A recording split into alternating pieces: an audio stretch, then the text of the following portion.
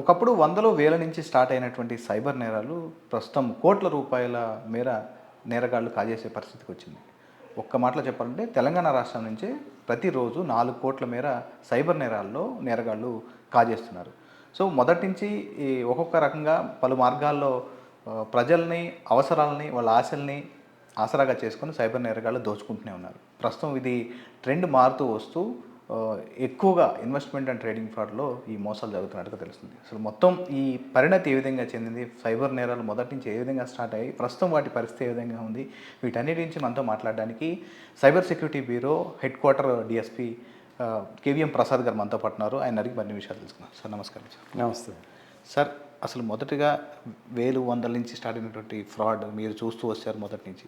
So ఈ ప్రస్తుత పరిస్థితి ఎలా ఉంది, మొదటి ఏ విధంగా స్టార్ట్ అయింది? ఇప్పుడు మనం స్టార్టింగ్ గమనించినట్లయితే ఇనీషియల్గా 2 రకాల ఫ్రాడ్స్ జరిగాయి. ఒకటి నైజీరియన్ ఫ్రాడ్స్, రెండోది మన ఇండియన్స్ చేసే ఫ్రాడ్స్. ఇండియన్ చేసే ఫ్రాడ్స్లో 2 హబ్స్, ఒకటి ఢిల్లీ, 2 జామ్తారా. ఈ రెండింటి నుంచే మెయిన్ ఆపరేషన్స్. జామ్తారా వాళ్ళేమో ఓటీపీ ఫ్రాడ్స్ చేసేవాళ్ళు. ఈ ఓటీపీ ఫ్రాడ్స్లో ఏంటంటే కాల్ చేసి, నేను పలానా బ్యాంక్ మేనేజర్ని మాట్లాడుతున్నా, మీ కార్డు బ్లాక్ అయిపోతుంది, మీ కార్డు నంబర్ చెప్పండి, ఆ సివివి నంబర్ చెప్పండి అని చెప్పి తర్వాత ఆ ఓటీపీ నంబర్ చెప్పించుకుంటారు. ఓటీపీ నంబర్ చెప్పించుకొని అట్లా ఆ ఓటీపీ కాంప్రమైజ్ అయితే ఏవో ఒక ప్రోడక్ట్స్ కొనేవాళ్ళు. మనకింత ఎర్లీ స్టేజెస్లో ఏంటంటే కార్డ్స్ వాడి మనం ఆన్లైన్లో ఓన్లీ పిఓఎస్ ట్రాన్సాక్షన్స్ మాత్రం చేయగలం. ఈ పిఓఎస్ ట్రాన్సాక్షన్ చేసి పెద్ద పెద్ద ఐటమ్స్, ఫ్రిడ్జ్లు, టీవీలు, ఇంకా ఎలక్ట్రానిక్ గ్యాడ్జెట్స్ ఇటువంటివి పర్చేజ్ చేసేవాళ్ళు. అది చేసిన తర్వాత అవి డెలివరీ అయిన తర్వాత అవి తీసుకొని ఈ క్రిమినల్స్ అమ్మేసుకునేవాళ్ళు లోకల్ మార్కెట్స్లో. అలా స్టార్ట్ అయ్యింది. నైజీరియన్ ఫ్రాడ్స్ వచ్చేసరికి వాళ్ళు ఫస్ట్ స్టార్టింగ్ లాటరీ ఫ్రాడ్స్. మీకు ఇన్ని మిలియన్స్ లాటరీ వచ్చింది, అన్ని మిలియన్స్ లాటరీ వచ్చింది అని చెప్పి ఎస్ఎంఎస్లు పంపడం చేసేవాళ్ళు. ఈ ఎస్ఎంఎస్లకి ఎవరైతే రెస్పాండ్ అవుతారో వాళ్ళకి ట్యాక్సుల రూపంలో ఈ ట్యాక్స్ కట్టాలి, ఆ ట్యాక్స్ కట్టాలి, ఆ ఛార్జెస్ అని చెప్పేసి ఇట్లా రకరకాల ఛార్జెస్ రూపేణ డబ్బులు గుంజేసేవాళ్ళు. ఇంకొక విధం ఏంటంటే మెయిల్స్ పంపుతారు. నైజీరియన్స్ ఎక్కువగా మెయిల్స్ పంపి, మెయిల్స్లో నేను ఒక లేడీని, మా ఫాదరు దకార్ సెనిగల్ దగ్గర ఒక మా కంట్రీకి మా ఫాదరే హెడ్ దగ్గర పిఏగా ఉండేవాడు, చాలా హ్యూజ్ మనీ సంపాదించాడు, వారిలో మా ఫాదర్ చనిపోయాడు, ఆయన చనిపోతూ నా పేరు మీద చాలా పెద్ద అమౌంట్ నా పేరు మీద ఉంచాడు, ఇక్కడ వార్ సిచ్యువేషన్ వల్ల నేను ఒక రెఫ్యూజీ క్యాంప్లో ఉంటున్నా, ఇక్కడ ఏంటంటే మా ఫాదర్ డబ్బులు వాడుకుంటానికి ప్రస్తుత పరిస్థితుల్లో మేము ఈ కంట్రీలో వాడుకోలేము, అవి వేరే కంట్రీకి ట్రాన్స్ఫర్ చేసి అక్కడి నుంచి వాడుకోవచ్చు, మీరు సహకరిస్తే కనుక మీ అకౌంట్కి పంపిస్తా ఆ డబ్బులన్నీ, ఆ డబ్బులు పంపించిన తర్వాత దాన్ని మనం చెరుసగం 50-50 చేసుకుందాం, మీరు ఓకే అంటే చెప్పండి, మా అడ్వకేట్ మాట్లాడతాడు అని చెప్పి ఇట్లా పెడతారు. ఆ మెయిల్స్కి ఎవరైతే రెస్పాండ్ అవుతారో వాళ్ళ నుంచి వీళ్ళు చిన్నగా ఈ అడ్వకేట్ ఛార్జెస్, ఆ ఛార్జెస్, ఈ ఛార్జెస్ అని చెప్పేసి ఫస్ట్ అడ్వకేట్ని ఇంట్రడ్యూస్ చేసి ఆ అడ్వకేట్ రకరకాల ఛార్జెస్, ఆ సర్టిఫికేట్ కావాలి, ఈ సర్టిఫికేట్ తీసుకోవాలి, దీనికి ఇట్లా ఈ సర్టిఫికేట్లు తీసుకుంటానికి దీనికి ఎంత ఛార్జ్ అవుతుంది, దానికి అంత ఖర్చు అవుతుందని చెప్పేసి పెద్ద పెద్ద మొత్తంలో డబ్బులు గజిస్తేవాళ్ళు. ఇలా నైజీరియన్స్ అయితే ఈ ఫ్రాడ్స్, మన ఇండియన్స్ అయితే జస్ట్ ఓటీపీ ఫ్రాడ్స్తో స్టార్ట్ చేసినారు. అవి నిదానంగా ఏంటంటే ఢిల్లీలో job frauds and loan frauds మొదలైనవి. లోన్ ఫ్రాడ్స్, జాబ్ ఫ్రాడ్స్లో ఏంటంటే వీళ్ళు మన job portals monster.com, naukri.com, shine.com ఇటువంటి జాబ్ పోర్టల్స్ నుంచి డేటా తీసుకుంటారు. ఈ పోర్టల్స్ ఏం చేస్తారంటే వాళ్ళు ఎవరో కూడా monster.com కానీ naukri.com కానీ వాళ్ళు ప్రొవైడ్ చేయరు. వాళ్ళు జాబ్ సీకింగ్ పర్సన్స్ యొక్క డేటా కలెక్ట్ చేసి ఎంప్లాయర్స్కి సప్లై చేస్తారు. ఆ సప్లై చేయడానికి వాళ్ళు ఛార్జ్ చేస్తారనమాట. ఇప్పుడు నేను ఒక కంపెనీని నడుపుతున్నాను, నేను ఒక 10 మెంబర్స్ ఇంజనీర్స్ని రిక్రూట్ చేసుకోవాలి. ఆ 10 ఇంజనీర్స్ ఒక్కొక్క branch, mechanical branch 4, electronic branch నలుగురు, ఎలక్ట్రికల్ బ్రాంచ్ నలుగురు, ఇట్లా సెలెక్ట్ చేసుకోవాలి అనుకుంటే నేను Naukri.comకి అప్రోచ్ అవుతా. నాకు ఒక 10 ప్రొఫైల్స్ ఎలక్ట్రానిక్ ఇంజనీర్స్, ఒక 10 ప్రొఫైల్స్ ఎలక్ట్రికల్ ఇంజనీర్స్, ఒక 10 ప్రొఫైల్స్ మెకానికల్ ఇంజనీర్స్ కావాలి అని. ఆ 30 ప్రొఫైల్స్ సప్లై చేసినందుకు వాళ్ళు నాకు కొంత ఛార్జ్ చేస్తారు. ఛార్జ్ చేసి ఆ ప్రొఫైల్ డేటా ఇస్తారు. ఆ తర్వాత నేను మా కంపెనీ తరపున మీ డేటా Naukri నుంచి తీసుకున్నాము, మాది పలానా కంపెనీ, మీకు మేము జాబ్ ఆఫర్ ఇస్తాము అని చెప్పి నేను వాళ్ళకి, ఎందుకంటే ఫోన్ నంబర్లు ఉంటాయి కాబట్టి ఫోన్ నంబర్లతో కాల్ చేయటము లేదా మెయిల్ ఐడీస్ ఉంటే మెయిల్ ద్వారా కమ్యూనికేట్ చేయటం స్టార్ట్ చేస్తాం. రెస్పాండ్ అయిన వాళ్ళ దగ్గర నుంచి ఇంటర్వ్యూస్ కండక్ట్ చేసి ఆ రిక్రూట్మెంట్ ప్రాసెస్ ఏదైతే ఉందో అది కంప్లీట్ చేస్తారు. ఏది జెన్యున్గా చేసేవాళ్ళు. వీళ్ళు ఏం చేస్తారంటే ఇట్లాగే జెన్యున్ రిక్రూటర్స్ లాగా డేటా తీసుకుంటారు. డేటా తీసుకొని ఒక ఫేక్ కంపెనీ పేరు మీద పంపుతారు మెయిల్స్ అన్నీ. లేదు ఎగ్జిస్టింగ్ కంపెనీ పేరు మీద వీళ్ళు పంపుతారు. వీళ్ళు పంపి ఇప్పుడు టాటా ఫైనాన్షియల్ సర్వీసెస్ ఉంది, వీళ్ళు పంపే లెటర్లన్నీ కూడా టాటా ఫైనాన్షియల్ సర్వీసెస్ మీద పెడతారు. లోగో గీగో అన్నీ కాపీ చేసి ఒరిజినల్ టాటా ఫైనాన్షియల్ సర్వీసెస్ వాళ్ళు పంపినట్లుగానే క్రియేట్ చేస్తారు అంతా. రెస్పాండ్ అయిన వాళ్ళ దగ్గర నుంచి చిన్నగా స్టార్ట్ చేసి, మీరు ఇంటర్వ్యూలో యాక్చువల్గా సెలెక్ట్ కాలేదు, కాకపోతే దీంట్లో ఒక బ్యాక్డోర్ పాలసీ ఉంది. ఈ పాలసీలో ఏంటంటే మీరు ఫస్ట్ రిజిస్ట్రేషన్ ఫీజు కట్టాలి. ఆ రిజిస్ట్రేషన్ ఫీజు అయిన తర్వాత హెచ్ఆర్ మేనేజర్కి కొంత అమౌంట్ ఇవ్వాల్సి వస్తుంది. అట్లా మీరు కనుక అమౌంట్ ఇవ్వడానికి రెడీ అయితే మీకు ఆఫర్ లెటర్ ఇచ్చేస్తాం, హెచ్ఆర్ మేనేజర్ మనకి తెలిసిన అతను అదని చెప్పి ఇట్లా స్టార్ట్ చేస్తారు. స్టార్ట్ చేస్తే ఇప్పుడు 10 మందికి 10 మంది ఫెయిల్ అనే చెప్తారు. లేదు కొన్నిసార్లు ఏంటంటే మీరు పాస్ అయిపోయినారు, కాకపోతే ఏంటంటే ఆఫర్ లెటరు హెచ్ఆర్ మేనేజర్ పెట్టుకొని రిలీజ్ చేయట్లా, ఆయన అది రిలీజ్ చేయాలంటే 50,000 కట్టాలి. అది కట్టేసిన తర్వాత ఇప్పుడు ల్యాప్టాప్ ఛార్జెస్ కట్టకపోతే మీకు జాయిన్ చేసుకోరు, ఇంకో 25,000 ల్యాప్టాప్ ఛార్జెస్ కట్టాలంటారు. ఇలా ఏదో రకంగా కొన్ని కారణాలు చెప్పి డబ్బులు అడుగుతారు. ఎవరైనా సరే జాబ్ ఇచ్చేవాడు డబ్బులు అడిగాడు అంటే అది కంపల్సరీ ఫేక్ కంపెనీని. ఇప్పుడు జాబ్ ఇచ్చేవాడు కనీసం ఒక ల్యాప్టాప్ కూడా ఫ్రీ ఇవ్వకపోతే తర్వాత శాలరీ ఎట్లా ఇవ్వగలుగుతాడు? అన్నిటికీ ఛార్జ్ చేసేవాడు తర్వాత శాలరీలు ఇవ్వటం చాలా కష్టం. ఎవరైనా సరే, ఇంకా కొన్ని కంపెనీస్ అయితే దూరం నుంచి వచ్చే వాళ్ళకి టీఏడిఎల్ కూడా ఇస్తారు. వీళ్ళు అవేమి ఉండకపోగా వాటన్నిటికీ ఛార్జీ వసూలు చేస్తారు. ఇలా ఛార్జెస్ అడుగుతున్నారు అంటే మనం అది గమనించాలి. అలాగే లోన్ ఫ్రాడ్స్లో కూడా అంతే. ర్యాండమ్గా కాల్ చేసి మేము బజాజ్ ఫైనాన్స్ తరపున లేదంటే ఎస్బీఐ నుంచి కాల్ చేస్తున్నాం, మీకు ఏమైనా లోన్ కావాలా, ఇలా ర్యాండమ్గా చాలామంది కాల్ చేసి అడుగుతారు. లేదంటే వాళ్ళు ఇంకొకటి ఏంటంటే గూగుల్లో ఎవరైతే లోన్ గురించి సెర్చ్ చేస్తున్నారో వాళ్ళ డేటా కలెక్ట్ చేస్తారు. కలెక్ట్ చేసి వాళ్ళకి కాల్ చేస్తారు, మీకు లోన్ కావాలా అని. వీళ్ళు ఆల్రెడీ లోన్ గురించి సెర్చ్ చేస్తున్నారు కాబట్టి లోన్ కావాలి అంటే ఓకే అంటారు ఎవరైనా. ఓకే అన్నప్పుడు మా కంపెనీ ఇస్తుంది, మేము చాలా తక్కువ ఇంట్రెస్ట్ రేట్కి 3%కి ఇస్తాం, 2%కి ఇస్తామని మొదలు పెడతారు. ఇంత తక్కువ ఇంట్రెస్ట్ రేట్ ఎక్కడ మనగా బ్యాంక్స్లో కూడా ఎవరు ఇంత తక్కువకి. అటువంటిది వీళ్ళు ఇంత 3% ఇంట్రెస్ట్ అనేసరికి వీళ్ళకి ఉత్సాహం వచ్చేస్తుంది. తీసుకుంటామని చెప్పేస్తారు. తీసుకుంటామన్న తర్వాత ఇక అప్పుడు స్టార్ట్ చేస్తారు. దీనికి ప్రాసెసింగ్ ఫీజు కట్టాలి, రిజిస్ట్రేషన్ ఫీజు కట్టాలి. అయిపోయిన తర్వాత ఒక చెక్ ప్రిపేర్ చేస్తారు, మీ పేరు మీద లోన్ శాంక్షన్ అయిపోయింది, కాకపోతే ఏంటంటే దీనికి ముందుగా ట్యాక్స్ కలెక్ట్ చేయాలా అని చెప్పేసి స్టేట్ జిఎస్టీ అంటారు, సెంట్రల్ జిఎస్టీ అంటారు, ఇన్కమ్ ట్యాక్స్ అంటారు. ఇవన్నీ కట్టించుకున్న తర్వాత ఇప్పుడు మొత్తం అయిపోయింది, ఇంకేం లేదు, కాకపోతే 3 monthsది ఈఎంఐ మీరు ముందుగా కట్టాలా, ఎందుకంటే మీకు హ్యూజ్ అమౌంట్ ఇస్తున్నారు కదా, 3 నెలలు అడ్వాన్స్ ఈఎంఐస్ మీరు ముందు కట్టేయాలా, కడితేనే ఇది రిలీజ్ అయ్యింది, లేకపోతే రిలీజ్ కాదని చెప్పి ఏంటంటే ఆ వాట్సాప్లో జస్ట్ చెక్ ప్రిపేర్ చేసి వీళ్ళ పేరు మీద పంపుతాడు అంతే. వీళ్ళు యాక్చువల్గా ఈ లోన్ తీసుకునే వాళ్ళకి కొంచెమన్నా సివిక్ సెన్స్ ఉంటే ఆ చెక్ ఎవరి పేరు మీద ఉంది, ఏదో ఒక బ్యాంకు ఉంటుంది, ఆ బ్యాంకుకి పోయి దీంట్లో ఏమైనా అమౌంట్ ఉందా లేదా అని వెరిఫై చేస్తే తెలిసిపోద్ది. దాంట్లో ఏం అమౌంట్స్ ఉండవు. ఊరికే చెక్ పంపుతాడు, కానీ ఆ చెక్ పంపితే అమౌంట్ లేని చెక్ పంపితే 4 గీసుకుంటానికి కూడా పనికిరాదు అది.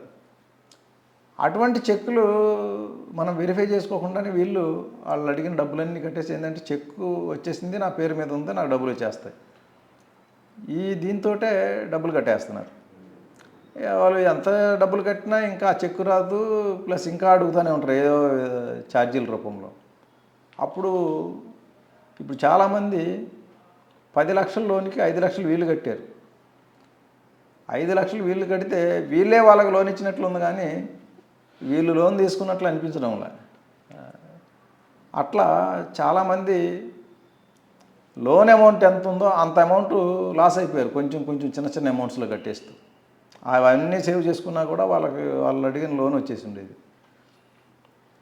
అట్లా ఢిల్లీ హబ్గా అది తయారైంది. ఆ తర్వాత నుంచి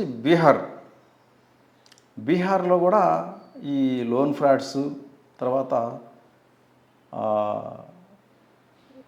స్పాన్సర్షిప్, ఇప్పుడు డీలర్షిప్స్, హిందుస్థాన్ పెట్రోలియం డీలర్షిప్ మీకు ఇస్తామంటాం, లేదు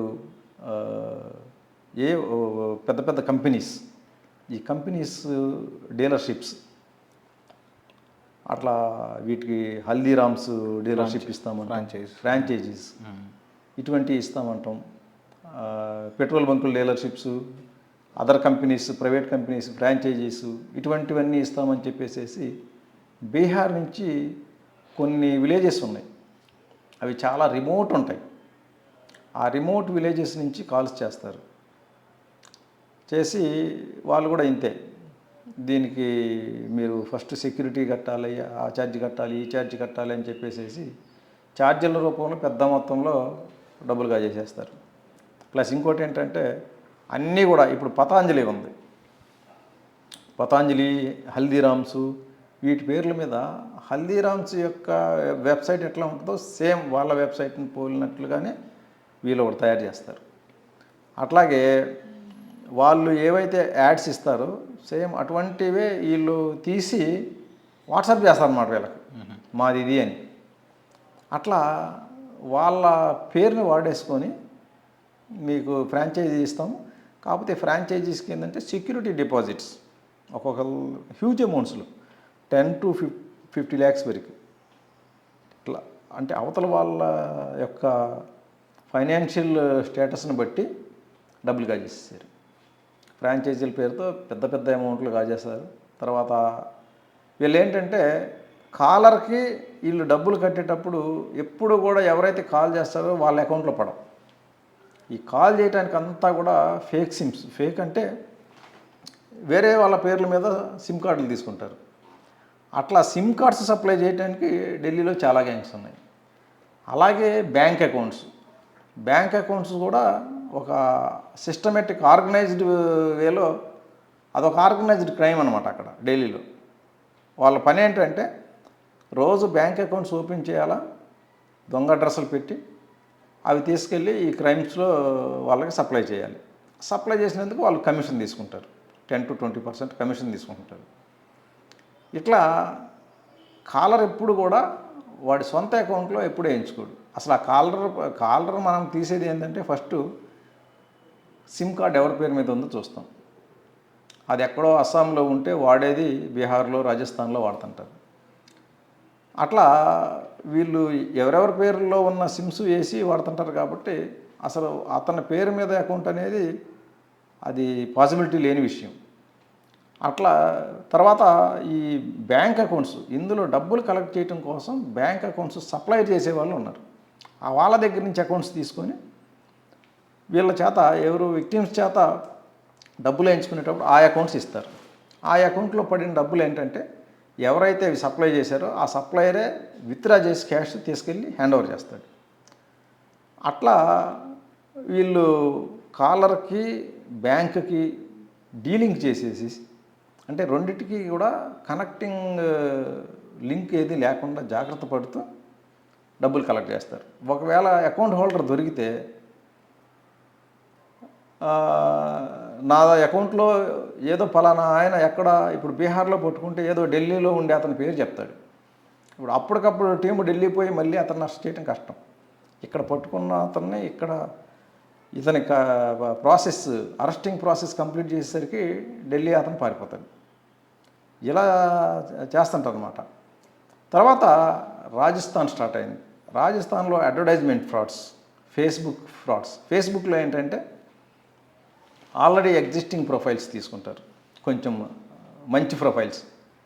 ఒక అమెజాన్లో పనిచేసే ఎంప్లాయీ, లేదు government employees, even police officers, ఎంతోమంది పోలీస్ ఆఫీసర్స్ ఫేక్ ప్రొఫైల్స్. ఉన్న ప్రొఫైల్లో నుంచి ఫోటో తీసుకుంటాడు, తీసుకొని అదే ఫోటో పెట్టి అదే పేరు మీద ఇంకొక ప్రొఫైల్ క్రియేట్ చేస్తాడు. అట్లా డూప్లికేషన్స్ను అవాయిడ్ చేసే సిస్టమ్ ఈ సోషల్ మీడియాలో లేదు. అందువల్ల ఏంటంటే ఒకే ఫోటోతో ఎన్ని అకౌంట్స్ చేసినా తీసుకుంటుంది అది. ఇప్పుడు ఇంతకుముందు ఒక ఫ్రాడ్లో ఫేస్బుక్ ద్వారా పరిచయం అయ్యి ఒక నైజీరియన్ జెంట్ ఒక లేడీ పేరు మీద క్రియేట్ చేశాడు, మేరీ అని. మేరీ అని క్రియేట్ చేసి ఆ మేరీ ఫారిన్లో ఉంటున్నట్లుగా, ఫారిన్లో ఉండి మిలిటరీలో పనిచేస్తున్నట్లుగా ఒక ఆర్మీ డ్రెస్లో ఉంటుంది. ఆమె విక్టిమ్ని ఫేస్బుక్ ద్వారా పరిచయమే, తర్వాత పెళ్లి చేసుకుందామని చెప్పేసి మ్యారేజ్ దీంట్లో నేను కొన్ని గిఫ్ట్లు పంపిస్తానని చెప్పి ఈయనకి ఆ గిఫ్ట్ల రూపంలో మోసం చేస్తుంది. గిఫ్ట్లు అని చెప్పేసి ఒక పార్సిల్ వచ్చిందని కాల్స్ వస్తాయి. పార్సిల్ రాదు, ఏం రాదు, వీళ్ళు ఊరికే చెప్తారు, ఇదిగో ఫోటోలు పంపుతారు, ఇవన్నీ నీకు పంపిస్తున్నాను, ఇట్లా ప్యాక్ చేశాను, పలానా కొరియర్లో వేసినాను, నీకు రేపు వచ్చేస్తాయి అంటారు. నెక్స్ట్ డే ఇంక వేరే వాళ్ళు కాల్ చేసి మేము కస్టమ్ డిపార్ట్మెంట్ నుంచి కాల్ చేస్తున్నామని చెప్పేసి కస్టమ్ ట్యాక్స్ కట్టాలా, ఇన్కమ్ ట్యాక్స్ కట్టాలి, దీనికి మనీ లాండరింగ్ ఛార్జెస్ కట్టాలి, ఇటువంటివి రకరకాల పేర్లతోటి డబ్బులు కాజేస్తారు. అయితే విక్టిము మోసపోయిన తర్వాత కంప్లైంట్ చేయడానికి వచ్చాడు. ఈయన ఎప్పుడైతే అలర్ట్ అయ్యాడో ఆ లేడీ ఎవరైతే పరిచయం అయిందో ఆమె ప్రొఫైల్ని లింక్ డిలీట్ చేసేసింది. ఈయన వచ్చి మేరీ అని పేరు చెప్పాడు. మేరీ అని కొడితే ఫేస్బుక్లో మేరీ పేరు మీద సేమ్ ఫోటోతో ఒక 30-40 ప్రొఫైల్స్ వచ్చినాయి. పేరు సేము, యూనిఫామ్ సేమ్, అన్నీ మేరీ పేరు మీదే ఉన్నాయి, అన్నీ సేమ్ యూనిఫామ్. ఈయన ఐడెంటిఫై చేయలేకపోయినాడు. ఎందుకంటే ఈయన దగ్గర ఆల్రెడీ ఆ లింక్ ఎప్పుడైతే తీసేసిందో అది వెళ్ళిపోయింది. చాట్లో మనకు ఎప్పుడైతే మనకు చాట్ చేసే వాళ్ళు ప్రొఫైల్ డిలీట్ చేస్తే కనుక ఓన్లీ ఫేస్బుక్ యూజర్ అని వస్తుంది, వాళ్ళ లింక్ యూఆర్ఎల్ తెలియదు. కానీ యూఆర్ఎల్ లేదు, మామూలుగా కనిపెట్టడం ఎలా, 30-40 సేమ్ ఫోటో సేమ్ పేరు మీద ఉన్నాయి. ఈయన ఐడెంటిఫై చేయలేకపోయినాడు. ఇప్పుడు అదే ఈయన ఫస్ట్ ఎవరైనా కాంటాక్ట్లోకి వచ్చినప్పుడు మనం ఆ యూఆర్ఎల్ కనెక్ట్ చేస్తే ఆ యూఆర్ఎల్ అసలు ఎవరు క్రియేట్ చేశారు ఏంటి అనేది ఫేస్బుక్ వాళ్ళు మనకు ఇన్ఫర్మేషన్ ఇస్తారు. ఫ్రెండ్షిప్ చేసేటప్పుడు ఫస్ట్ ఎప్పుడైనా సరే కొత్త వాళ్ళతో ఫ్రెండ్షిప్ చేయాలంటే ముందు సస్పిషన్ పెట్టుకోవాలి, గుడ్డిగా నమ్మేయకూడదు. మనం ఫర్దర్ కోర్స్ ఆఫ్ యాక్షన్లో ఏంటంటే ఇది అసలు లేడీనే కాదు, ఢిల్లీలో ఉండే ఒక నైజీరియన్ లేడీ పేరు మీద క్రియేట్ చేసినట్లుగా తెలిసింది. అందువల్ల ఏంటంటే ఎప్పుడైనా సరే ఫేస్బుక్లో కానీ ఇన్స్టాగ్రామ్లో కానీ ఏ అదర్ సోషల్ మీడియాలో సరే ఆపోజిట్ సెక్స్, జెంట్స్కి లేడీస్ నుంచి, లేడీస్కి జెంట్స్ నుంచి రిక్వెస్ట్లు వస్తే కనుక అది మనం ఫేక్ ప్రొఫైల్ అని చెప్పి సస్పెక్ట్ చేయాలి. అంతేగాని కళ్ళు మూసుకొని యాక్సెప్ట్ చేసి చాట్ చేసి క్లోజ్ అవ్వకూడదు. చాట్ చేసి క్లోజ్ అయ్యామంటే మనిషిని చూసిన తర్వాత, మనిషితో కలిసిన తర్వాత అది వేరే. కానీ మనిషినే చూడము, వాళ్ళు ఎక్కడో అదర్ కంట్రీస్లో ఉన్నట్లు ఇంట్రడ్యూస్ చేసుకుంటారు, అటువంటి వాళ్ళతో చాలా డేంజర్.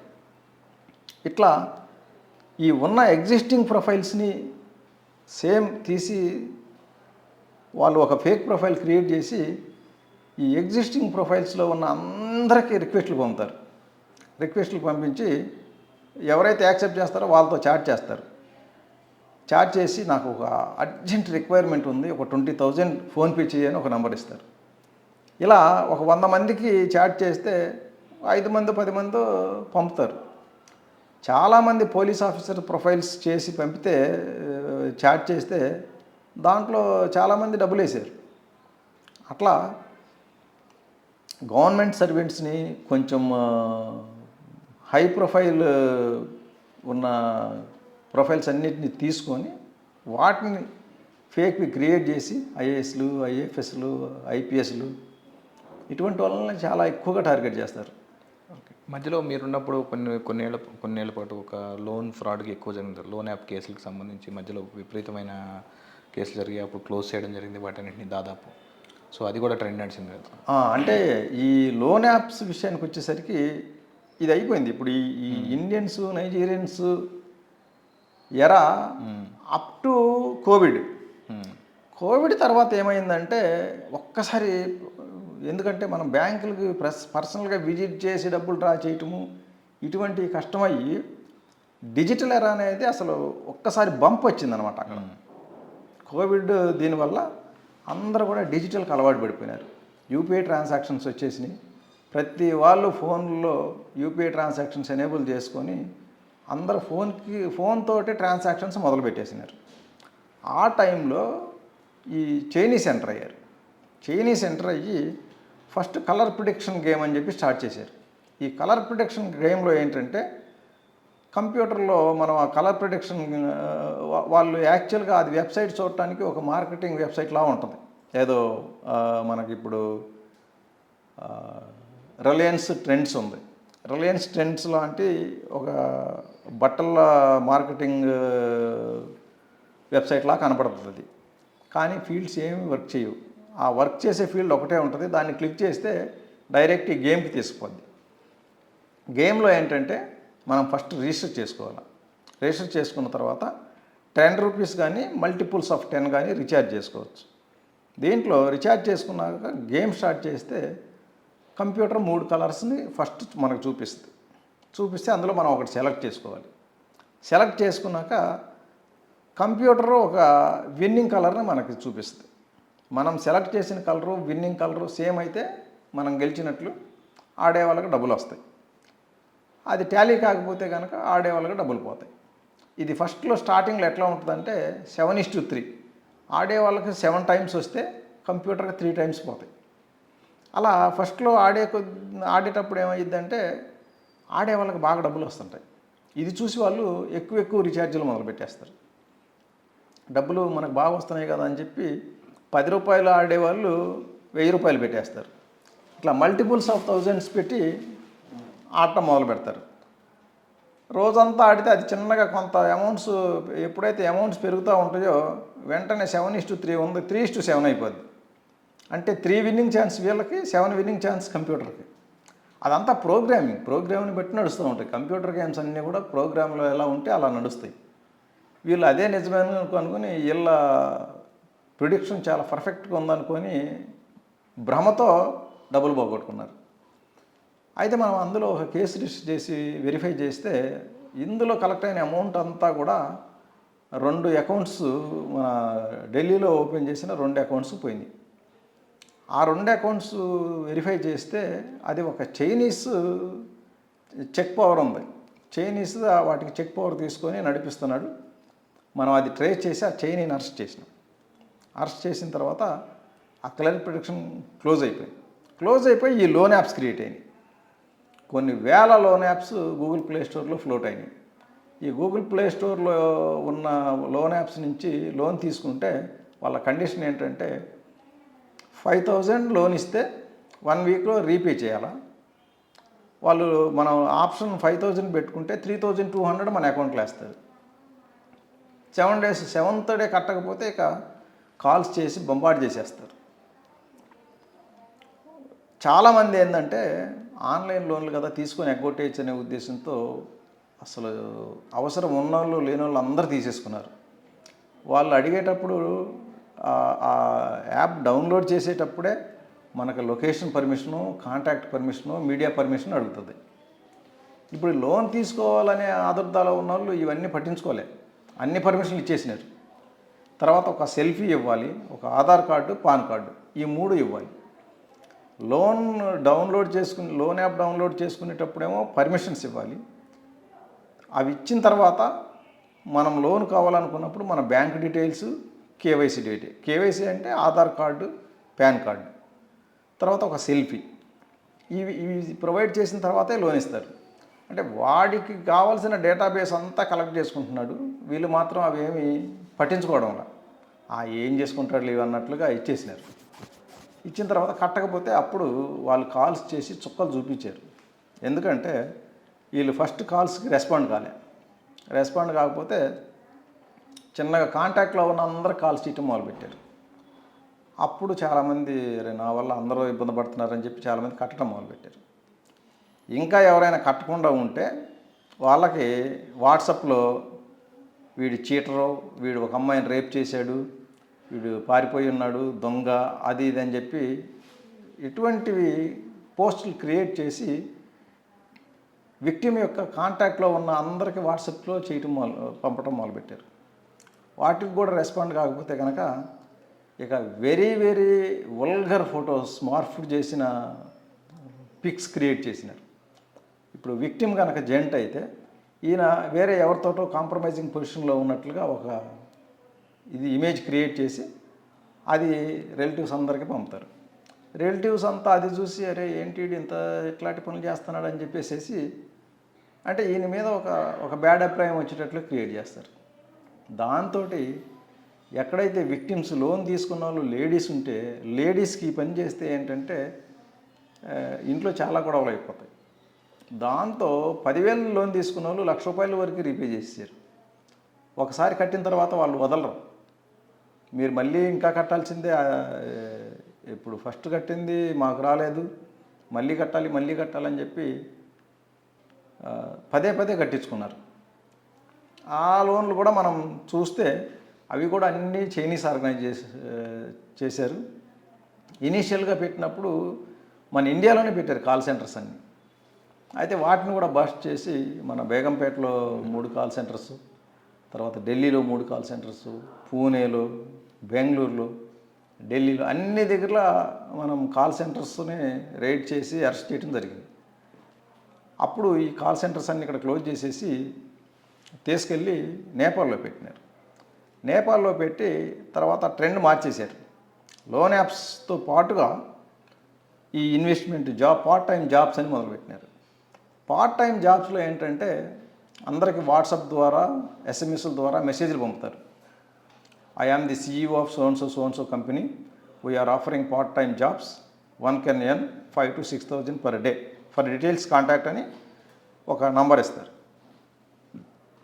అదేంటంటే ఆ నంబరు ఒక లింక్లా అనిపిస్తుంది, దాని మీద జస్ట్ అట్లా క్లిక్ చేస్తేనే వాట్సాప్ చాట్కి తీసుకెళ్ళిపోద్ది.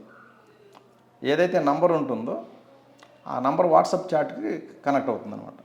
మనం జస్ట్ ఆ వాట్సాప్ దాన్ని క్లిక్ చేసి వాట్సాప్లో హాయ్ పెడితే వాళ్ళు తెలిసిపోద్ది వీళ్ళు పార్ట్ టైం జాబ్కి ఇంట్రెస్ట్ ఉన్నారని. వాళ్ళు అడుగుతారు, are you interested to do this part time job అని. ఎస్ అనగానే అయితే మేము దీని గురించి ఎక్స్ప్లెయిన్ చేస్తామని చెప్పి, this is very simple, we will share some YouTube links, you have to open the links and like the video, you have to take screenshot and send it back to us, that is your task. ఈ task complete చేస్తే ₹50 వస్తాయి అని చెప్పి 3 లింకులు పంపుతారు. ఈయన 3 మీద click చేస్తే అవి ఓపెన్ అవుతాయి. ఆ ఓపెన్ అయ్యేటప్పుడు అవి లైక్ చేసి దాన్ని ఒక స్క్రీన్షాట్ తీసి పంపిస్తే మీ టాస్క్ కంప్లీట్ అయిపోయింది, మీరు ఈ 3 లింకులకు గాను ₹150 వచ్చినాయి. కాకపోతే ఈ ₹150 క్లెయిమ్ చేయాలంటే మా రిసెప్షనిస్టు టెలిగ్రామ్లో అవైలబుల్ ఉంటుంది, ఆమెను కాంటాక్ట్ అవ్వండి అని చెప్పి ఒక టెలిగ్రామ్ ఐడి ఇస్తారు. ఆ ఐడిలో కాంటాక్ట్ అయితే ఆమె మన బ్యాంక్ డీటెయిల్స్, కేవైసీ డీటెయిల్స్ అన్నీ కలెక్ట్ చేసుకుని మన బ్యాంకుకి ₹150 పంపుతారు. పంపిన తర్వాత ఈయనకి మళ్ళీ ఈ వాట్సాప్లో చెప్తారు, నెక్స్ట్ నుంచి ప్రీపెయిడ్ టాస్క్లు ఉంటాయి, ఈ ప్రీపెయిడ్ టాస్క్ల కోసం మేము ఒక లింక్ పంపుతాం, మా కంపెనీ వెబ్సైట్లో రిజిస్టర్ కావాలి, రిజిస్టర్ అయిన తర్వాత నుంచి మీరు పే చేసి టాస్కులు తీసుకోవచ్చు అని చెప్పి ఒక లింక్ పంపుతారు. ఆ లింక్ క్లిక్ చేస్తే ఒక వెబ్సైట్ ఓపెన్ అవుతుంది. ఆ వెబ్సైట్లో వీళ్ళు అకౌంట్ క్రియేట్ చేసుకుంటారు. చేసుకున్న తర్వాత దాంట్లో ఒక పక్క ఇన్వెస్ట్ అని, ఒక పక్క బ్యాలెన్స్ అని ఉంటాయి. ఇన్వెస్ట్ కొట్టగానే ముందు 500 కట్టమంటారు. 500 కడితే ఈ టాస్క్లు ఇస్తారు, టాస్క్లు కంప్లీట్ చేయగానే 1000 అయిపోతుంది. ఆ 1000 ఆల్రెడీ మన అకౌంట్ డీటెయిల్స్ ఫర్నిష్ చేసాం కాబట్టి అకౌంట్కి వచ్చేస్తాయి. తర్వాత 2000 పెట్టమంటారు. 2000 పెడితే అది కూడా 4000 అవుతుంది, అది కూడా అకౌంట్కి వచ్చేస్తాయి. తర్వాత 10,000 పెట్టమంటారు. 10,000 పెడితే 20,000 అవుతుంది, అది అకౌంట్కి రాదు, హోల్డ్ అయిపోతుంది. వాళ్ళకి అడిగితే కనుక నీది అప్గ్రేడ్ అయిపోయింది, 50,000కి వెళ్ళిపోయినావు, 50,000 పెడితే అప్పుడు వస్తాయి అంటారు. 50 ఇన్వెస్ట్ చేస్తాడు, అది 1 lakh అవుతుంది, కానీ రావు. నువ్వు ఇది 50 పెట్టినప్పుడు ఒక చిన్న మిస్టేక్ చేసినావు, ఈ మిస్టేక్ వల్ల ఏంటంటే నువ్వు ₹1,00,000 దీంట్లోకి వెళ్ళిపోయినావు, ఇప్పుడు 1 lakh ఇన్వెస్ట్ చేస్తేనే నీకు ఇవి విత్డ్రా అవుతాయి అంటారు. తర్వాత 1 lakh ఇన్వెస్ట్ చేస్తాడు. ఆ 1 lakh ఇన్వెస్ట్ చేస్తే కంపెనీ నీకు విఐపి ఇది ఇచ్చేసింది, ఈ విఐపి దాని ప్రకారం ఏంటంటే నువ్వు 5 lakhs పెట్టాలంటారు. ఇలా ఏదో ఒక కారణం చెప్పి అవి హోల్డ్లోనే పెడుతూ, మనం గెలిచిన డబ్బులన్నీ హోల్డ్లోనే పెడుతూ ఇంకా ఇంకా ఎక్కువ ఎక్కువ అమౌంట్స్ పెట్టిస్తారు. ఎవరో కెపాసిటీని బట్టి వాళ్ళ దగ్గర డబ్బులు అయిపోయే వరకు పెట్టి ఇంకా మా దగ్గర డబ్బులు లేవు అనే స్టేజ్కి వచ్చిన తర్వాత అప్పుడు రియలైజ్ అవుతారు ఇదంతా ఫ్రాడ్, దీంట్లో మనకి పెట్టడమే కానీ డబ్బులు రావు, ఫస్ట్ మనకు వచ్చిన డబ్బులన్నీ చేపను పెట్టడానికి ఏ రట్లు వేస్తారో అట్లా మనకి ఏదో కొంచెం వేసి మన దగ్గర ఉన్న డబ్బులన్నీ లాగేసినారు అనేది అప్పుడు అర్థమవుతుంది. ఇలా వీళ్ళు ఇప్పుడు ప్రజెంట్ ఏంటంటే లోన్ ఫ్రాడ్స్తో పాటు ఈ పార్ట్ టైం జాబ్ ఫ్రాడ్స్, అలాగే ట్రేడ్ ఇన్వెస్ట్మెంట్లో ఏంటంటే విక్టిమ్ యొక్క నంబర్ని ఒక వాట్సాప్ గ్రూప్లో యాడ్ చేస్తారు. ఆ గ్రూప్లో ఎవ్రీడే ఒక 10 మంది మెసేజ్లు పెడతా ఉంటారు. Today my profit is 5 lakhs, today I have withdrawn A profit of 20 lakhs. ఇలా ఒక 10 మంది రోజు పెడతారు. అవి చూసేసరికి ఈయన కొత్తగా జాయిన్ అయిన మెంబర్కి అరే అందరికీ ప్రాఫిట్ వస్తుందా, మరి నాకు కూడా ఇందులో నేను కూడా ట్రై చేయొచ్చు కదా అని చెప్పి ఆశ మొదలవుతుంది. దీంతోనే ఎంక్వైరీ స్టార్ట్ చేస్తాడు. అడ్మిన్కి అడిగితే ఆయన ప్రైవేట్ విండోలో రా నేను చెప్తానని చెప్పి ప్రైవేట్గా చాట్ చేసి చాట్లోనే అంతా వివరిస్తాడు. ఏం లేదు, మేము చాలా మంచి టిప్స్ ప్రొవైడ్ చేస్తాం ట్రేడ్లో, మా టిప్స్ ఫాలో అయితే కనుక మీకు హ్యూజ్ ప్రాఫిట్స్ వస్తాయి. అష్యూర్డ్ ప్రాఫిట్స్ కోసం సెపరేట్ ఇది ఉంటుంది, 30% మాకు ఇవ్వాలి, మీకు వచ్చిన ప్రాఫిట్లో 30% మాకు ఇవ్వాలి. అయితే మేము చెప్పే టిప్స్ ఎలా ఉంటాయంటే అష్యూర్డ్ ప్రాఫిట్స్ వస్తాయి, ఇందులో ఇక మళ్ళీ లాస్ అవుతుందనే భయం ఉండదు, 100% మీకు అష్యూరెన్స్ ఉంటుందని చెప్తారు. సరేనని చెప్పి ఫస్ట్ ఒక 10,000 20,000 పెట్టిస్తారు. పెట్టించిన తర్వాత కొంత అమౌంట్ ప్రాఫిట్ వస్తుంది. ఆ ప్రాఫిట్ని ఇందులో ఏంటంటే ఇన్వెస్ట్ చేసిన అమౌంట్ వేరు, ప్రాఫిట్ వేరు. ప్రాఫిట్ మాత్రమే మనల్ని విత్డ్రా చేసుకొని ఇస్తారు, ఎందుకంటే స్టార్టింగే 10,000 20,000 అట్లా పెట్టిస్తారు. దానికి ఒక 8,000 ప్రాఫిట్ వచ్చిందని చెప్పి ఆ ప్రాఫిట్ మాత్రం మన అకౌంట్కి తీసుకోమంటారు. ఇప్పుడు 10,000 పెట్టి 8,000 ప్రాఫిట్ వస్తే ఆ 8,000 మన అకౌంట్లోకి వస్తే ఇంకా మన అక్కడ 2,000 ఉంటాయి. కానీ ఇప్పుడు వీళ్ళు ఏంటంటే ప్రాఫిట్ వచ్చింది అనే సంతోషంలో అది మర్చిపోతున్నారు. మర్చిపోయి తర్వాత వాళ్ళు చెప్పినట్టుగా 1 lakh 2 lakh పెట్టేస్తున్నారు. తర్వాత వీళ్ళు బాగా డబ్బులు ఫాస్ట్గా కడితే కనుక వెంటనే వీళ్ళకి ఒక మెసేజ్ పంపుతున్నారు, మీకు కంపెనీ ఐపీఓస్ అలాట్ చేసేసింది, ఇది ఆటోమేటిక్ అలొకేషన్లో మీరు లక్కీ విన్నర్, మీకు 50 lakhsకి వచ్చేసినాయి డబ్బులు, ఈ షేర్లు కొనాల్సిందే అని చెప్పి పెడతారు. లేకపోతే ఇప్పటివరకు మీరు వచ్చిన ప్రాఫిట్స్ అన్నీ ఆగిపోతాయి అని చెప్తే వీళ్ళు ఇక కొంతమంది తప్పని పరిస్థితి, ఇక ఈ రావాలి అంటే మనం ఈ కొనాలి, ఎందుకంటే ఈ ఐపీఓస్లో ఏంటంటే మీకు హ్యూజ్ ప్రాఫిట్స్ వస్తాయి. ఈరోజు ₹100 ఉన్న షేరు మీకు 50 రూపీస్కే ఇస్తున్నారు ఆఫర్లో, ఇది తీసుకుంటే కనుక కొన్న వెంటనే అది డబుల్ అయిపోద్ది, ఎందుకంటే 100 రూపీస్ ఉన్న షేర్ 50కి కొంటున్నావు కాబట్టి ఒకసారి కొనుక్కుంటే 100 రూపీస్, దాని వాల్యూ 100 రూపీస్ కాబట్టి ఇమీడియట్ కొన్న నెక్స్ట్ మూమెంటే మీకు 100% ప్రాఫిట్స్ వచ్చేస్తాయని చెప్తారు. దాంతో చాలామంది కొనేస్తున్నారు. కొన్న తర్వాత ఇప్పుడు 50 lakhsకి కొంటే 1 crore చూపిస్తుంది.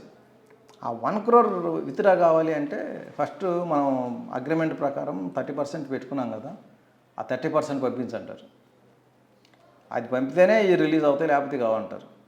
అది పంపిస్తే దీనికి ట్యాక్సులు కట్టాలా, మీరు మళ్ళీ మీ అకౌంట్లోకి పడితే మీరు ట్యాక్సులు కడతారో లేదో తెలీదు, మేము ఇన్కమ్ ట్యాక్స్ వాళ్ళకి మేము రెస్పాన్సిబుల్, ట్యాక్స్ కట్టాలి అంటారు, తర్వాత జిఎస్టీ కట్టాలంటారు.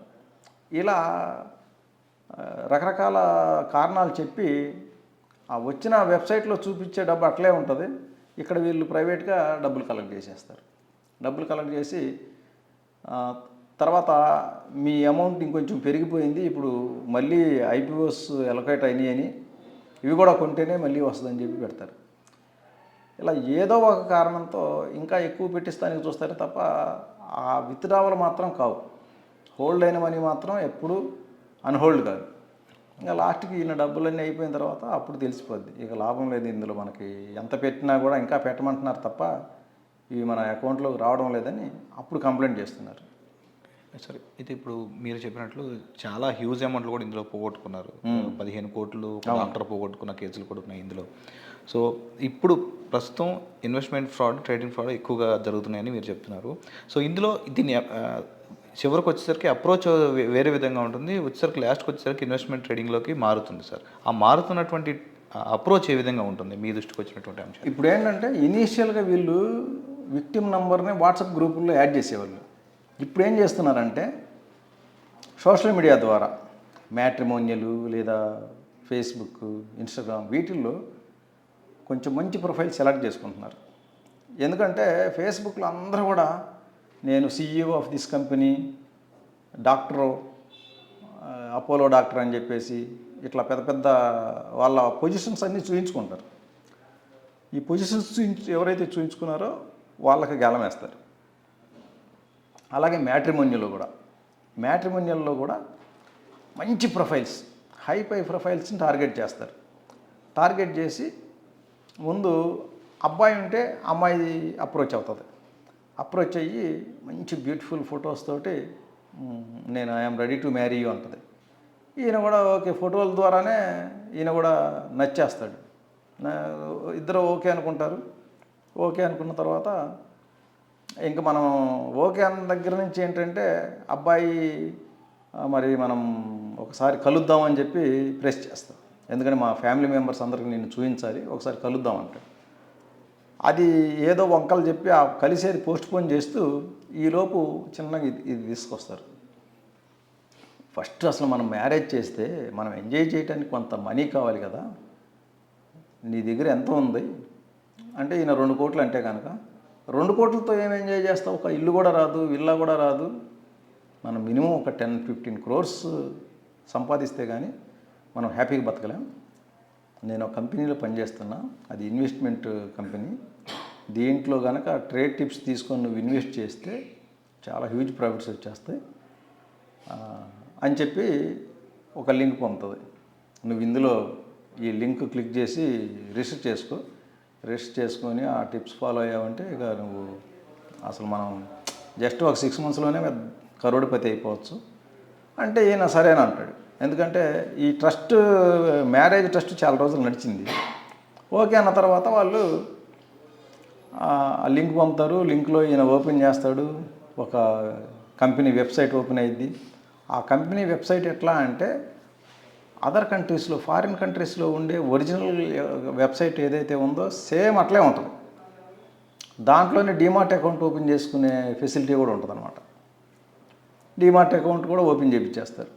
యాక్చువల్గా రిజిస్టర్ యువర్ అకౌంట్ అని ఉంటుంది. అక్కడ కొట్టంగానే ఇలా డీటెయిల్స్ అన్నీ అడిగి కేవైసీ డాక్యుమెంట్స్ అన్నీ కలెక్ట్ చేసుకొని వీళ్ళకి అకౌంట్ క్రియేట్ చేస్తారు. చేసిన తర్వాత దీంట్లో కూడా అంతే, లెఫ్ట్ ఇన్వెస్ట్, రైట్ బ్యాలెన్స్. వీళ్ళు ప్రతిరోజు ఆమె చెప్తూ ఉంటుంది, ఈ కొనాలా, అది కొనాలా, ఇవి ఇంత కొను, అంత కొనే. ఇట్లా కొంటా ఉంటే ప్రాఫిట్స్ వస్తాయి. ప్రాఫిట్స్ వచ్చిన తర్వాత ఇనీషియల్గా ఈయన పెట్టే అమౌంట్ని బట్టి ఒక రీజనబుల్ లిమిట్లో ఆయనకి ప్రాఫిట్స్ చూపించి దాన్ని విత్డ్రా చేసుకునే ఫెసిలిటీ ఇస్తారు. ఒకసారి విత్డ్రా అయిన తర్వాత వాళ్ళకు ఒక కాన్ఫిడెన్స్ వస్తుంది. అట్లా కాన్ఫిడెన్స్ వచ్చిన తర్వాత హ్యూజ్ అమౌంట్స్ పెట్టేస్తారు. ఆ హ్యూజ్ అమౌంట్స్ పెట్టినప్పుడు ఇంకా అకౌంట్కి రావు. దాన్ని విత్డ్రా చేసుకుంటాం కోసం, ఎందుకంటే ఆల్రెడీ హెల్డప్ అయిపోయింది పెద్ద అమౌంట్. కంప్లైంట్ చేస్తే యాక్షన్ తీసుకుంటారు కానీ డబ్బులు రిటర్న్ వస్తాయా రావా అని డౌటు. అందుకనే కొంత డౌట్ క్రియేట్ అవుతుంది. ఆ క్రియేట్ అయినా సరే ఎట్లయినా నా హెల్డప్ అయిన మనీ తీసుకోవాల్సిందే అన్న దీంతో వాళ్ళ ఇన్స్ట్రక్షన్సే ఫాలో అవుతున్నారు. ఫాలో అయ్యి ఇంకో కొంచెం ఎక్కువ అమౌంట్ పోగొట్టుకుంటున్నారు. టోటల్గా పెద్ద మొత్తంలో లాస్ అయ్యి ఇక వాళ్ళ దగ్గర డబ్బులు లేని పరిస్థితుల్లో అప్పుడు కంప్లైంట్ ఇవ్వడానికి వస్తున్నారు. రీసెంట్గా ఒక అతను ఫాదర్ విజయనగరంలో ఉంటాడు, అబ్బాయి అమెరికాలో ఉంటాడు. అబ్బాయి ఫాదర్కి తెలియకుండానే మ్యాట్రిమోనియల్ సైట్లో ఒక అమ్మాయికి పరిచయం అయ్యి ఇట్లే ట్రేడింగ్ స్టార్ట్ చేశాడు. స్టార్ట్ చేసి అంటే మ్యారేజ్ చేసుకుందాము అనుకున్నాక పేరెంట్స్కి ఇన్ఫామ్ చేశాడు, డాడీ ఇట్లా మన మ్యాట్రిమోనియల్ సైట్లో ఒక అమ్మాయి కలిసింది, ఇక్కడే పనిచేస్తుంది, అమెరికాలోనే ఉంటుంది అమ్మాయి కూడా, ప్రొఫైల్ అది చాలా బాగుంది, ఫోటో కానీ అంతా అదిరిపోయినాయని ఆ ఫోటోలు పేరెంట్స్కి కూడా పంపించి చెప్తాడు. పేరెంట్స్ కూడా ఓకే నువ్వు హ్యాపీగా ఉంటావు, మాకు కావాలి, నీకు నచ్చితే చేసేసుకుందాం అని చెప్తారు. అంతా అయిపోయింది. తర్వాత చిన్నగా ఆయన్ని ఈ ట్రేడ్ ఇన్వెస్ట్మెంట్లో దించి ఒక 1 crore ఆయన చేత ఇన్వెస్ట్ చేయించింది. 1 crore అయిపోయిన తర్వాత ఇంకొక 60 lakhs కట్టాల్సి వచ్చింది. ఇక నా దగ్గర డబ్బులు లేవు, నా దగ్గర 1 crore ఉంది, అది పెట్టేసిన అని చెప్తే ఫాదర్ రీసెంట్గా గవర్నమెంట్లో రిటైర్ అయ్యి కొన్ని పైసలు వచ్చినాయి.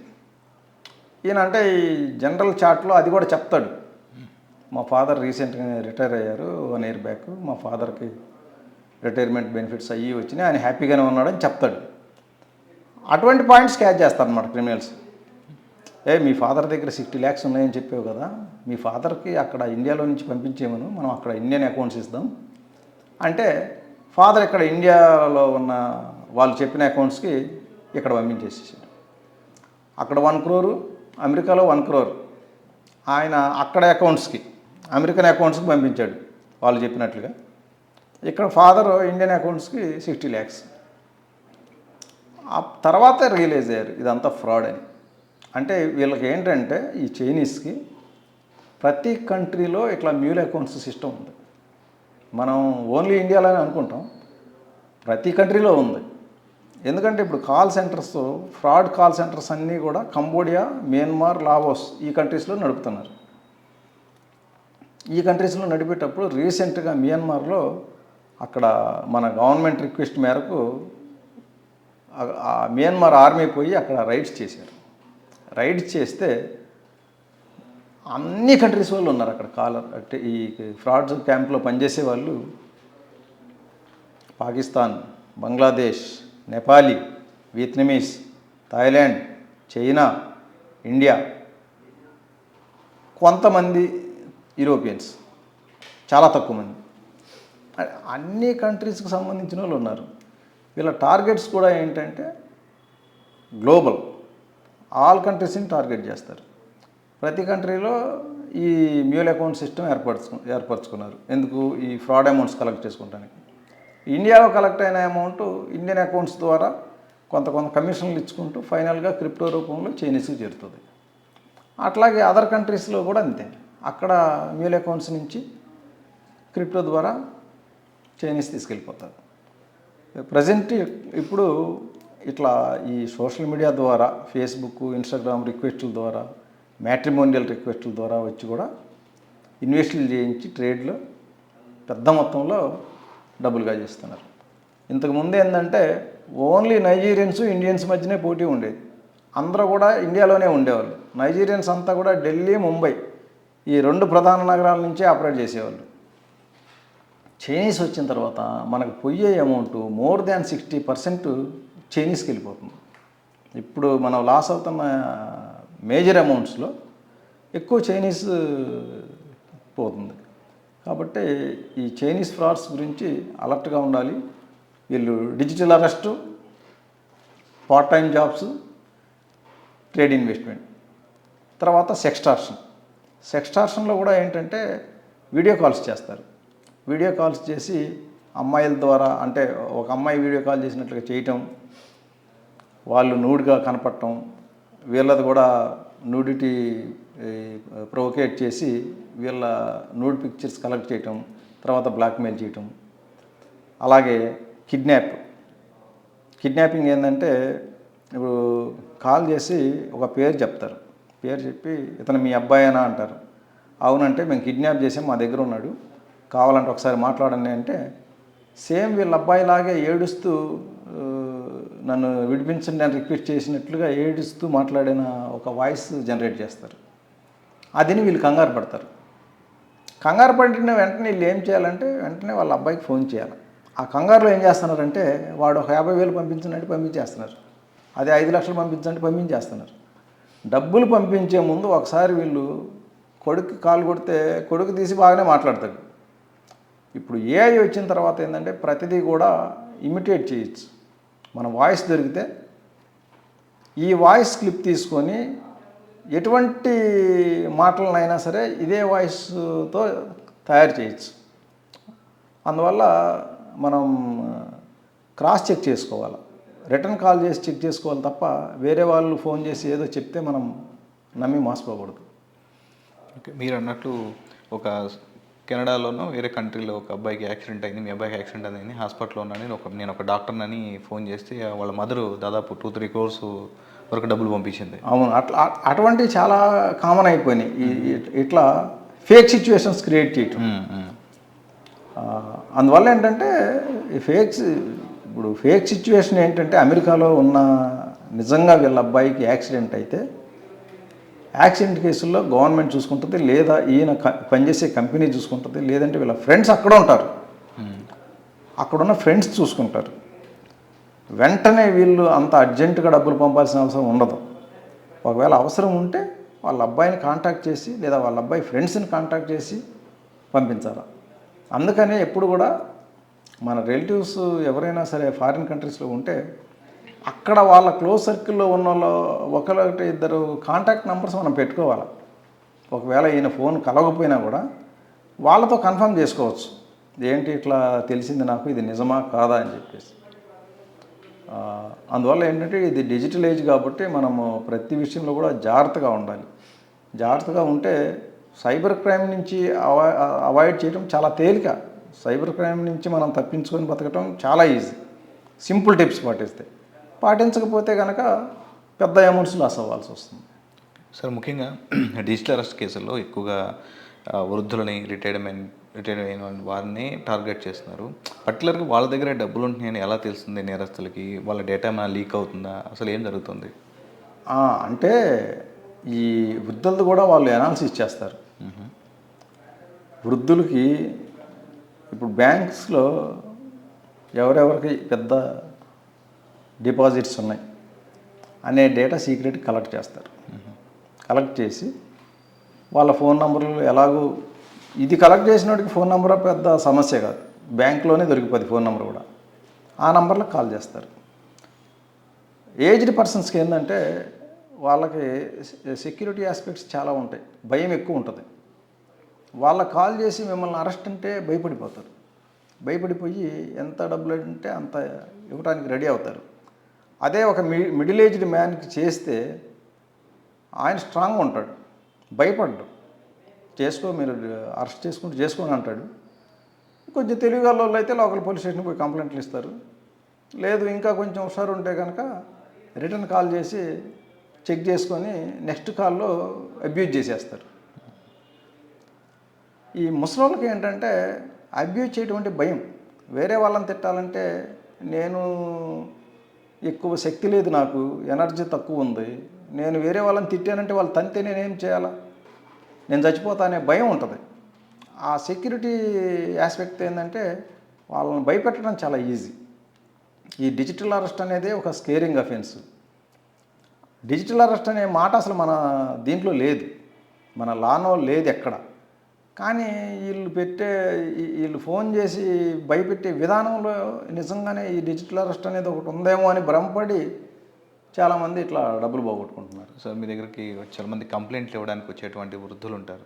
సో వాళ్ళందరూ కూడా కొంతమంది వాళ్ళ పిల్లలకి చెప్పుకోవడానికి, అంటే ఇన్నాళ్ల పాటు దాచిన డబ్బులు వాళ్ళకి ఇవ్వకుండా బయటికి పోయిన చాలామంది కుంగిపోతున్నటువంటి పరిస్థితులు కూడా ఉన్నాయా? మీ దగ్గరకు వచ్చినటువంటి కంప్లైంట్ కోసం, ఫిర్యాదు కోసం వచ్చినటువంటి ఏం చెప్తుంటారు సార్? అవును, వాళ్ళు ఏంటంటే పిల్లలకి ఇవ్వటం కంటే కూడా వాళ్ళ ఫ్యూచర్ సెక్యూరిటీ కోసం దాచుకున్న డబ్బు అది. పిల్లలు ఏంటంటే చాలామందికి మనకి ఇక్కడ వచ్చిన కంప్లైంట్స్లో పిల్లలందరూ కూడా వెల్ సెటిల్డే ఉన్నారు. వాళ్ళు ఎవరు కూడా వీళ్ళ మీద డిపెండ్ అయ్యి లేరు. వీళ్ళకై వీళ్ళ ఫ్యూచర్ పర్పస్ ఇదేంటంటే ఇప్పుడు డిజిటల్ అరెస్ట్లో దాదాపుగా ఉన్నది మొత్తం ఊడ్చేస్తున్నారు. ఒక్క రూపాయి కూడా బ్యాంక్ బ్యాలెన్స్ లేకుండా మొత్తం ఉన్నదంతా పంపించేస్తున్నారు. అటువంటి పరిస్థితిలో వాళ్ళ ఫ్యూచర్ గురించి మేము అంటే ఇక వేరే వాళ్ళ మీద డిపెండ్ అవ్వాల్సి వస్తుందే అన్న ఇది లోపల అదొక ఇంటర్నల్ ఫీలింగ్ అనమాట. మేము ఇప్పటి వరకు అందరికీ మేమే డబ్బులు ఇచ్చినాం, మా పిల్లలకి అందరికీ మేమే ఇచ్చి పెంచి పెద్ద చేసి ఇప్పుడు కూడా మేమే సపోర్ట్ చేస్తున్నాం. ఎందుకంటే వీళ్ళకి ఏజ్డ్ పేరెంట్స్కి మెడికల్ ఛార్జెస్ తప్ప మిగతా ఛార్జెస్ పెద్ద ఎక్కువ ఏముండదు.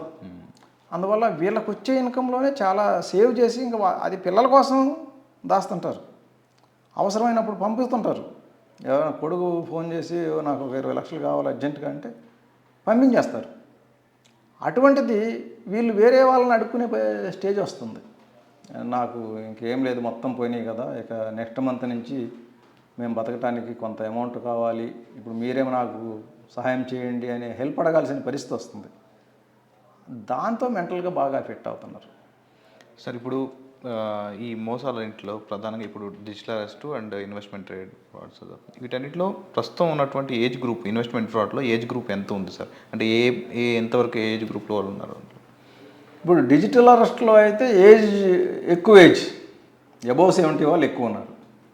ఇన్వెస్ట్మెంట్ వచ్చేసరికి 45 to 55, 60, 45 to 60. ఎందుకంటే బిలో 45 వాళ్ళ దగ్గర హ్యూజ్ అమౌంట్స్ ఉండవు. వాళ్ళు స్టూడెంట్స్ అయితే పేరెంట్స్ మీద డిపెండ్ అయి ఉంటారు, వాళ్ళ దగ్గర అసలు ఏం డబ్బులు ఉండవు. జస్ట్ జాయిన్ అయ్యి అంటే స్టూడెంట్ లైఫ్ అయిపోయి ఎంప్లాయ్మెంట్లో జాయిన్ అయ్యి చేసే వాళ్ళకి హ్యూజ్ అమౌంట్స్ ఉండవు వాళ్ళ దగ్గర. ఏదో ఉంటే కొంచెం 1,00,000, 2 లక్షలు చిన్న చిన్న అమౌంట్స్ ఉండొచ్చు, కానీ పెద్ద అమౌంట్స్ని టార్గెట్ చేయడానికి కుదరదు. 45 to 60 ఏంటంటే కొంతకాలం ఎర్న్ చేసి ఉంటారు కాబట్టి జాగ్రత్తగా ఉండేవాళ్ళు ఖచ్చితంగా వాళ్ళు కొంత సేవ్ చేసుకుని ఉంటారనే ఇది ఒకటి ఉంటుంది. అందువల్ల ఏంటంటే అబోవ్ 45 వాళ్ళనే టార్గెట్ చేస్తారు ఇందులో ఈ ఇన్వెస్ట్మెంట్లో. ఓకే సార్, ముఖ్యంగా సైబర్ సెక్యూరిటీ బ్యూరో నుంచి మనం రెగ్యులర్గా ఇప్పుడు ఒకవైపు మీడియా నుంచి, ఒకవైపు పోలీసుల నుంచి సైబర్ సెక్యూరిటీ బ్యూరో అండ్ ప్రతి కమిషనరేట్లో ఉన్నటువంటి సైబర్ క్రైమ్ పోలీసులు అవగాహన చేస్తూనే ఉన్నారు. సో మన సైడ్ నుంచి ఎలాంటి అవగాహన చేస్తున్నారు, ప్రజలకి ఎలాంటి సందేశాన్ని ఇవ్వబోతున్నారు, భవిష్యత్తులో ఎలాంటి ఈ సైబర్ నేరాలు బారిన పడకుండా ఎలా విజిలెంట్గా ఉండాలి? అంటే ఇప్పుడు సైబర్ సెక్యూరిటీ బ్యూరోకి కొన్ని హ్యాండిల్స్ ఉన్నాయి. ఇన్స్టాగ్రామ్లో, ట్విట్టర్లో, ఫేస్బుక్లో, ఆల్ సోషల్ మీడియాలో హ్యాండిల్స్ ఉన్నాయి, లింక్డ్ఇన్లో కూడా ఉంది. వాటిల్లో రెగ్యులర్గా జరిగే క్రైమ్ గురించి, అట్లాగే ముందుగా అలర్ట్స్, ఇప్పుడు హోలీ ఉంది, హోలీలో ఎటువంటి క్రైమ్స్ జరగచ్చు అని మేము ముందుగానే ఒక అలర్ట్ ఇస్తాం. సంక్రాంతి ఉంది, సంక్రాంతికి ఏ విధంగా జరగచ్చు అనే దానికి ముందుగా అలర్ట్స్ ఇస్తాం. ఇలా సోషల్ మీడియా క్యాంపెయినింగ్ రెగ్యులర్గా నడుస్తుంటుంది. దీంతోపాటు మేము ఫిజికల్గా కాలేజెస్కి, తర్వాత కమ్యూనిటీస్కి, plus government offices as well as private organisations, private కంపెనీస్కి పోయి అక్కడ వాళ్ళకి ఫిజికల్గా కూడా మేము అవేర్నెస్ ప్రోగ్రామ్స్ చేస్తున్నాం. అయినా కూడా అంటే మనం ఎంత చేసినా సరే కొంతమందికి రీచ్ కావడంలో, ఆ రీచ్ కాకపోవటం వల్ల ఏమవుతుందంటే వాళ్ళు విక్టిమైజ్ అయిన తర్వాత మాత్రం చాలా క్లోజ్గా ఫాలో అవుతున్నారు. అది విక్టిమైజ్ కాకుండా ఫాలో అయితే బాగుంటుంది. దీంట్లో ఏంటంటే ఫస్ట్ మనం లింకులు ప్రైవేట్ పర్సన్స్ పంపించిన లింకులు ఓపెన్ చేసి వెబ్సైట్స్ ఓపెన్ చేయకూడదు. అవి ఒరిజినల్ వెబ్సైట్ లానే ఉంటాయి, కానీ ఆ వెబ్సైట్ని మనం గూగుల్లో ఓపెన్ చేయాలి తప్ప ప్రైవేట్ పర్సన్స్ పంపించే లింకులు ఎప్పుడు ఓపెన్ చేసి వాటిల్లో మనం యాక్టివిటీస్ చేయకూడదు అటువంటి వెబ్సైట్స్లో.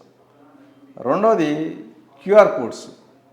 మనకు పేమెంట్ రావాలనుకున్నప్పుడు క్యూఆర్ కోడ్ స్కాన్ చేయకూడదు. క్యూఆర్ కోడ్ స్కాన్ చేయటం అనేది మనం పేమెంట్స్ చేయడానికి మాత్రమే, అంతేగాని క్యూఆర్ కోడ్లు స్కాన్ చేసి మీకు డబ్బులు వస్తాయి అంటే చాలామంది క్యూఆర్ కోడ్లు స్కాన్ చేస్తున్నారు. ఆ పని ఎప్పుడు చేయకూడదు. మనకు డబ్బులు వచ్చే పని అయితే సైలెంట్గా కూర్చుంటే కూడా మన అకౌంట్లో వచ్చి పడతాయి, మనకు ఒక మెసేజ్ వస్తుంది, your account is credited with so much of money అని. ఇంకొకటి సోషల్ మీడియా ఫ్రెండ్ రిక్వెస్ట్లు. తెలియని వ్యక్తుల నుంచి అసలు ఫ్రెండ్ రిక్వెస్ట్లు యాక్సెప్ట్ చేయకూడదు. ఒకవేళ తెలిసిన వ్యక్తి నుంచి వచ్చినా కూడా ఫోన్ చేసి కన్ఫర్మ్ చేసుకోవాలి అతను పంపించాడా లేడని. ఎందుకంటే అతని పేరు మీద ఫేక్ ప్రొఫైల్స్ క్రియేట్ చేసే అవకాశం చాలా ఎక్కువ ఉంది. కాబట్టి తెలిసిన వ్యక్తుల నుంచి వచ్చినా కూడా మనం కన్ఫర్మ్ చేసుకోకుండా ఫ్రెండ్ రిక్వెస్ట్లు యాక్సెప్ట్ చేయకూడదు. తర్వాత ఎప్పుడైనా సరే ఈ జాబ్ పర్పస్ కానీ లోన్ పర్పస్ కానీ మనం డబ్బులు పే చేయకూడదు. లోన్లో ప్రాసెసింగ్ అంతా అయిన తర్వాత మనం ఫిజికల్గా ఆఫీస్కి విజిట్ చేసి అన్నీ ఉన్నాయని కన్ఫర్మ్ చేసుకున్న తర్వాత ప్రాసెసింగ్ ఫీజు ఏదైనా ఉంటే కట్టాలి తప్ప ఇట్లా చెక్కులు పంపిస్తే చూసి మనకు లోన్ శాంక్షన్ అయిపోయింది అనుకొని చెప్పి పేమెంట్స్ చేయకూడదు. జాబ్స్ కానీ వీసాస్ కానీ లోన్స్ కానీ ఇటువంటి వాటికి పేమెంట్స్ చేయకూడదు. తర్వాత యాప్స్ డౌన్లోడ్, కొంతమంది ఒక లింక్ పంపించి ఇది డౌన్లోడ్ చేయమంటారు. యాప్స్ ఎప్పుడు కూడా డౌన్లోడ్ చేయకూడదు. మనం ఏ యాప్ కావాలనుకున్నా మనకు కావాల్సిన యాప్స్ ప్లేస్టోర్లో చూసుకొని డౌన్లోడ్ చేసుకోవాలి తప్ప వేరే వాళ్ళు కాల్ చేసి లింకులు పంపించి ఇది డౌన్లోడ్ చెయ్యి అంటే, ఇప్పుడు రిమోట్ యాక్సెస్ యాప్స్ ఉంటాయి, అవి డౌన్లోడ్ చేస్తే ఏంటంటే మన ఫోన్ అంతా అవతల వాళ్ళ కంట్రోల్కి వెళ్ళిపోతుంది. అటువంటి యాప్స్, అటువంటి లింక్స్ క్లిక్ చేసి యాప్స్ ఎప్పుడు డౌన్లోడ్ చేయకూడదు. ఈ 4-5 సింపుల్ టిప్స్ ఇవి పాటిస్తే మనం safe in digital world. Sir, ముఖ్యంగా ఏదైనా సైబర్ ఫ్రాడ్కి గురైతే మొదటగా చేయాల్సినటువంటి పని ఏంటి? ఫైనాన్షియల్ సైబర్ ఫ్రాడ్ డబ్బులు పోయిన పక్షంలో ఇమ్మీడియట్గా 1930 కాల్ చేయాలి. 1930లో ఏంటంటే ఇప్పుడు మనం ఏఐ అసిస్టెంట్ టూల్ వాడుతున్నాం. ఇది ఎన్ని కాల్స్ వచ్చినా రిసీవ్ చేసుకుంటుంది. ఇంతకుముందు క్యూలు ఉండే, ఇప్పుడు ఆ క్యూ సిస్టమ్ లేదు. ఎన్ని కాల్స్ వచ్చినా ఈ ఏఐ అసిస్టెంట్ అనేది తీసుకొని మన పిటిషన్ జనరేట్ చేస్తుంది. కాబట్టి ఎప్పుడైనా సరే విక్టిమైజ్ అయితే, ఫైనాన్షియల్ లాస్ అయితే వెంటనే 1930 కాల్ చేయాలి. లేదా cybercrime.gov.in వెబ్సైట్లోకి పోయి మనం సొంతగా అయినా కూడా మనం కంప్లైంట్ రిజిస్టర్ చేయొచ్చు. ఓకే సార్, ఇంకొకటి, ఒకవేళ కంప్లైంట్ రిజిస్టర్ చేసిన తర్వాత చాలామంది దాన్ని అంటే అక్కడితో కంప్లైంట్ చేసాం అనుకుంటున్నారు. ఆ కంప్లైంట్ రిజిస్టర్ చేసిన తర్వాత 1930 కానీ cybercrime.gov.in చేసిన తర్వాత వాళ్ళు నెక్స్ట్ ఎక్కడికి వెళ్ళాలి స్టెప్? ఇప్పుడు దీంట్లో ఏంటంటే యాక్చువల్గా 1930 కంప్లైంట్ అనేది ఫైనాన్షియల్ ఫ్రాడ్స్లోనే ప్రిఫర్ చేస్తాము. ఈ ఫైనాన్షియల్ ఫ్రాడ్స్లో ఏంటంటే వీళ్ళు పంపిన డబ్బుని అక్యూజ్డ్ విత్డ్రా చేసుకునే లోపు హోల్డ్ చేయడం కోసం పనికి వస్తుంది. అంతేగాని ఇది అఫీషియల్ కంప్లైంట్ కాదు. పిటిషన్ జనరేట్ అయినంత మాత్రాన ఇది అఫీషియల్గా లోకల్ పోలీస్ స్టేషన్లో కంప్లైంట్ ఇచ్చినట్టు కాదు. ఆ తర్వాత మళ్ళీ వీళ్ళకి ఒక మెసేజ్ వస్తుంది, your petition has been referred to so and so police station for registration of FIR అని ఒక మెసేజ్ వస్తుంది. ఆ మెసేజ్ వచ్చిన తర్వాత ఆ కన్సర్న్ పోలీస్ స్టేషన్కి పోయి ఒక రిటర్న్ కంప్లైంట్ ఇవ్వాలి. మన రిటర్న్ కంప్లైంట్ మీద ఎఫ్ఐఆర్ రిజిస్టర్ చేయడం జరుగుతుంది. కాబట్టి ఈ చాలామంది ఇదే దీంట్లో ఉన్నారు. ఎన్సీఆర్పీలో చేసేసామంటే మేము కంప్లైంట్ లాడ్జ్ చేసినట్లే అనుకుంటున్నారు. అది కరెక్ట్ కాదు. ఎన్సీఆర్పీలో చేసిన తర్వాత పోయి మళ్ళీ కన్సర్న్ పోలీస్ స్టేషన్ విజిట్ చేసి రిటర్న్ కంప్లైంట్ ఇచ్చి ఎఫ్ఐఆర్ రిజిస్టర్ చేయించుకోవాలి. Okay, thank you so much sir. Thank you. So చూసాం కదా. సో సైబర్ నేరాలు ఒక్కొక్కటిగా మొదటి నుంచి స్టార్ట్ అయ్యి ఏ విధంగా పరిణించింది. మొదటి నుంచి కూడా సైబర్ క్రైమ్ విభాగంలో ఆయన కీలకంగా కేవీఎం ప్రసాద్ గారు పనిచేశారు. సో మొదటి నుంచి అయినటువంటి చాలా సైబర్ క్రైమ్స్ని ఆయన సాల్వ్ చేయడం జరిగింది. సో ప్రస్తుతం ప్రజలు ఉన్నటువంటి దాంట్లో ట్రేడ్ ఇన్వెస్ట్మెంట్ ఫ్రాడ్లో ఎక్కువగా డబ్బులు పోగొట్టుకుంటున్నారు. సో ఈ పోయిన డబ్బు అంతా కూడా ఎక్కువ మొత్తంలో చైనాకి తరలిపోతుంది క్రిప్టో రూపంలో అని చెప్తున్నారు. సైబర్ నేరాల నుంచి రెగ్యులర్గా పోలీసులు, మీడియా రెగ్యులర్గా అవగాహన కల్పిస్తున్నారు. కొన్ని సోషల్ మీడియా హ్యాండిల్స్లో కూడా అవగాహన కల్పిస్తూనే ఉన్నారు.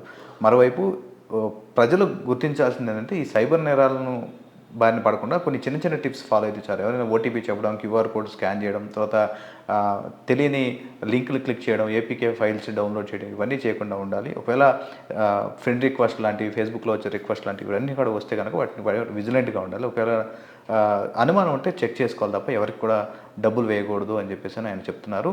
సో అప్రమత్తంగా ఉంటే సైబర్ నేరాల బారిన పడకుండా ఉంటామని చెప్తున్నారు. మరోవైపు ఒకవేళ కనుక సైబర్ నేరాల బారిన పడితే 1930 కానీ లేకపోతే నేషనల్ సైబర్ క్రైమ్ రిపోర్టింగ్ పోర్టల్లో కానీ ఫిర్యాదు చేయడం, ఆ తర్వాత నెక్స్ట్ స్థానిక పోలీస్ స్టేషన్లో ఫిర్యాదు చేస్తే తమ డబ్బు తిరిగి వచ్చే అవకాశం ఉంటుందని చెప్తారు. ముఖ్యంగా గోల్డెన్ అవర్లోనే ఫిర్యాదు చేస్తే వెంటనే ఎక్కువ మొత్తంలో డబ్బులు బ్లాక్ అవ్వడం, తిరిగి మనకు వచ్చే అవకాశం ఉంటుందని కేవీఎం ప్రసాద్ గారు చెప్తున్నారు. కెమెరామెన్ రమణ మహేష్తో నాగార్జున, ఈటీవీ న్యూస్, హైదరాబాద్.